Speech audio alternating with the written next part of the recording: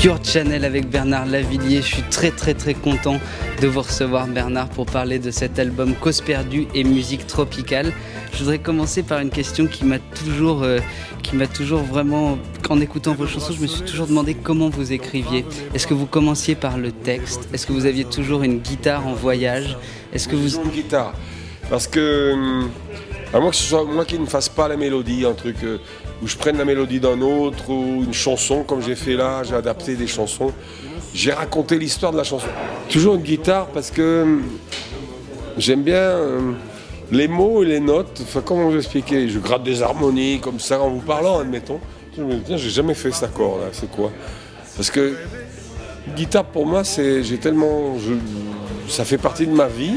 À la limite, je peux vous parler là. Si j'avais une guitare, j'aurais les doigts dessus, je vous parlerais. Combien de vies vous avez eu? Vous avez toujours traversé les époques, les villes et les pays. C'est ça la richesse de votre œuvre. Et je vous vois comme un poète, moi autant que comme un musicien.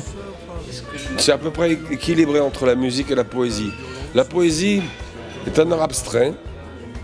Je parle des grands poètes, je ne parle pas de moi. Mais la musique est un art abstrait par essence. C'est-à-dire que ça ne reste pas à l'analyse. On peut pas... Les gens qui ont essayé de faire de la musique concrète, moi je veux bien, mais la musique, ça adresse à l'âme, à la sensibilité. Donc, moi je peux jouer On the Road Again ou je sais pas quoi, ou du Bach, devant des Chinois, ça va les toucher, devant les Indiens d'Amazon. La musique, ça c'est vraiment un truc de chaman, quoi. De toute façon, tous les rites sont musicaux. Après le langage, le son des voix, c'est très important. Mais le langage, la poésie surréaliste est surréaliste, donc abstraite. La poésie de Rimbaud est abstraite, parce que le bateau ivre, c'est de l'art abstrait. C'est un voyage incroyable. Et à la fois, de temps en temps, la poésie, malgré tout, comme elle emploie les mots du quotidien et non pas des notes de musique, il dit, je ne sais plus ce qu'il dit, oisive jeunesse a tout asservi, par délicatesse j'ai perdu ma vie. C'est quand même des mots du quotidien. Tout le monde ne dit pas oisive jeunesse a tout asservi, par délicatesse j'ai perdu ma vie. Non, mais tout le monde peut comprendre. Sur cet album, il y a la première chanson, je crois, oui, c'est ça, le blues de l'Angola. Et puis il y a des chansons que vous avez jouées avec le Spanish Harlem Orchestra. Comment ça se passe ces rencontres et comment vous construisez ces musiques et ces chansons ensemble?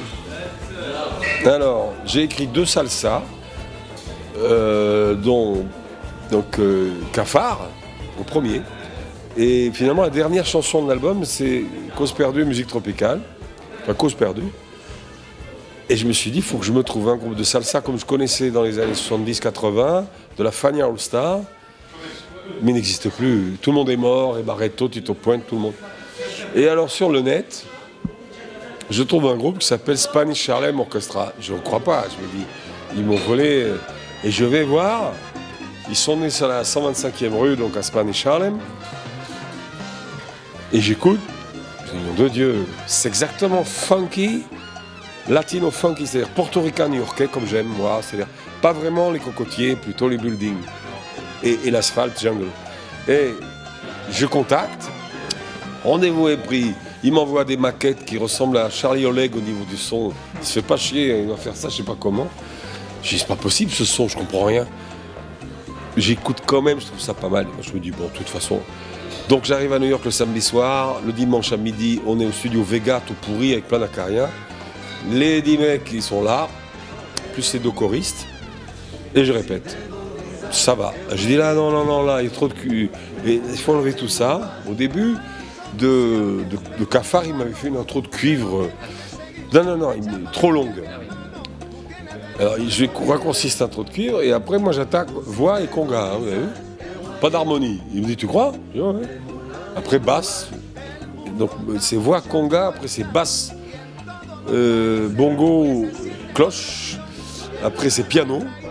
Après, les cuivres. Et la magie a opéré. Ben ouais, parce qu'on était dans le New Jersey avec des portoricains.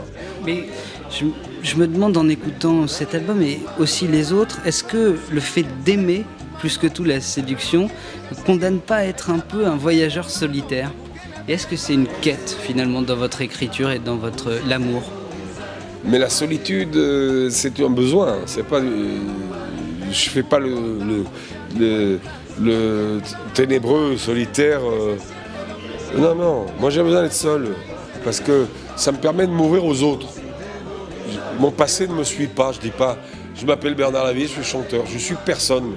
Dans des pays où mes chansons, je m'habille le plus discret, je ne fais pas le malin. J'ai ma boucle d'oreille, voilà. D'ailleurs, je ressemble à n'importe qui. C'est ça qui nourrit vos textes et votre œuvre. Ah ben sans ça, je sais pas, je créerais pas grand-chose. Vous pouvez être voyageur, prolonger le voyage avec Bernard Lavilliers. Cause perdue et musique tropicale. Merci beaucoup Bernard. Merci.